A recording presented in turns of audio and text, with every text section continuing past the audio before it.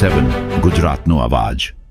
નમસ્કાર દર્શક મિત્રો, i7 ન્યૂઝ ગુજરાતીની સાથે હું છું આપની સાથે પાયલ બામભણિયા। તો જોઈએ આજના મહત્વના સમાચાર।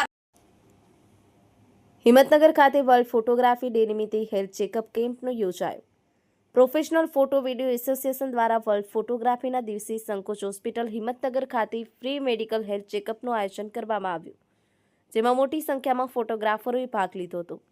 દર વર્ષે 19 ઓગસ્ટે વર્લ્ડ ફોટોગ્રાફી ડે ઉજવાય છે। આ દિવસે ફોટોગ્રાફી કળાને ઓળખ આપવામાં આવે છે અને ફોટોગ્રાફર્સને પ્રોત્સાહન મળે છે। ફોટા યાદોને કાયમ માટે કેદ કરે છે, સંજ્ઞાન વહેંચે છે અને દુનિયાને નવી નજરે જોવાનું માર્ગદર્શક બને છે।